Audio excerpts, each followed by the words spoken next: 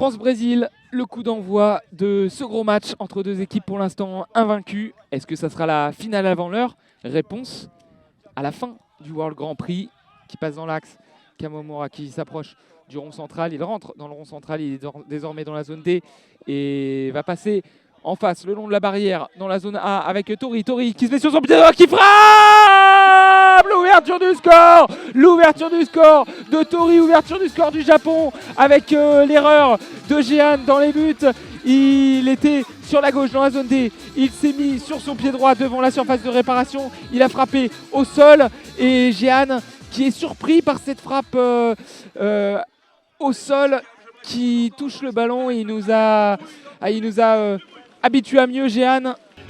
Jehan qui a été surpris aussi peut-être par les 3 ou 4 pieds brésiliens. Maicon, il est face à Sonobe, il va dribbler Sonobe, il va dribbler Kamomura, il a toujours le ballon et il va buter sur l'excellent défenseur Roberto Izumi Sasaki avec le contre qui va jouer avec Kamomura. Kamomura sur la droite, Kamomura dans l'axe, la frappe et l'arrêt cette fois-ci de Jehan. Il a frappé dans l'axe, dans la surface de réparation à 3 mètres du but défendu par le Brésilien. Il a frappé au premier poteau du pied gauche. Jehan qui s'est couché donc sur sa gauche au sol. Récupéré par Tori qui peut partir en contre-attaque. Les Brésiliens qui se livrent, beaucoup d'espace dans la défense brésilienne et le bon tacle de Samir dans la zone D face à Tori, mais les Japonais qui peuvent récupérer le ballon avec le buteur. Tori la frappe à nouveau du droit, il a fait la même. Il était devant la surface de réparation à 2 mètres, il a frappé du droit sur sa gauche, sur la droite de Jehan qui a pu se coucher et à nouveau réaliser l'arrêt. De la zone C vers la zone B, c'est intercepté par Maicon. Maicon qui va progresser le long de la barrière, qui va passer la ligne médiane. Il est dans la zone C, le meilleur buteur du tournoi. Il marche sur le ballon. Et est-ce qu'il va retrouver cette balle? Oui, il est dans l'axe. Il se met sur son pied droit. Attention, la frappe qui passe sur la droite. Début de Kamiyama, très caractéristique du style de Maicon depuis le début de ce World Grand Prix. Il était dans la zone C sur la gauche de l'attaque brésilienne. Il est passé dans l'axe et à 3 mètres de la surface de réparation. Il a frappé en se couchant du droit.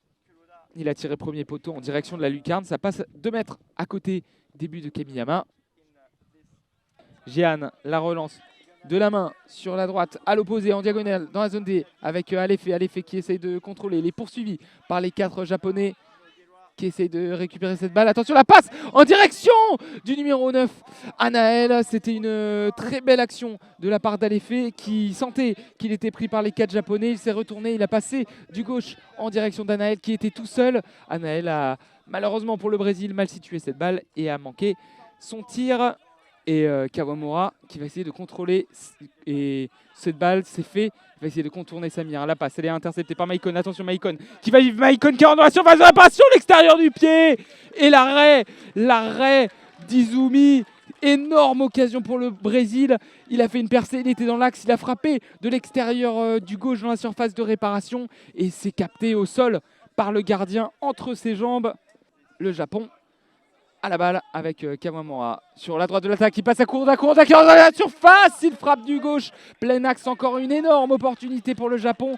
Kuroda qui a été décalé par Kawamura dans la zone D, il est rentré dans la surface, dans l'axe, il a frappé du gauche tout droit et il a un peu manqué sa frappe, c'était tout droit et Jean Patrick a pu s'en saisir.